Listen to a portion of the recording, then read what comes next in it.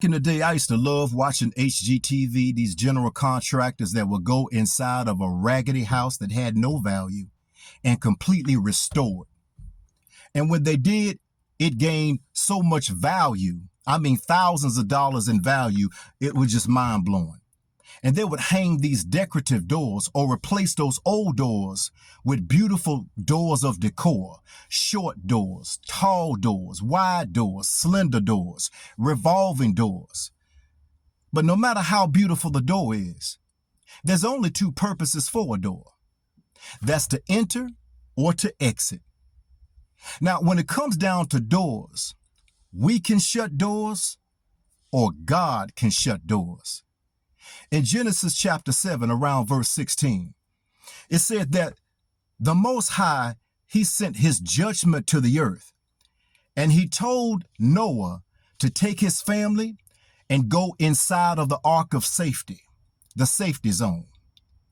And Noah obeyed God, and it said that when he went into the ark of safety, that the Lord God Adonai himself shut the door. Noah didn't shut this door. God shut this door. See, sometimes when we shut a door, we can always go back and crack that door just a little bit. Maybe we can open it just halfway. We will just glance outside of the door. We'll open the door to fear, abandonment, rejection, procrastination. Or maybe we will just crack that door just a little bit and just flirt with that person or those people outside of that door when they mean you no good. But I thank God that when he shuts a door, there is no reopening it. When God shuts a door, there is no reopening it.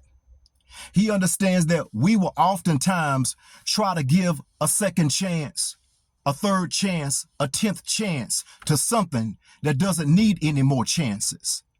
When God shuts a door, he understands that I've got to keep you safe to get you from point A to point B to do my will and to walk out your purpose. When God shuts a door, he understands that outside of that door is a distraction. Outside of that door is a trap.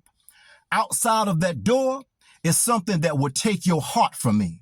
Outside of that door is something that needs to remain outside of that door.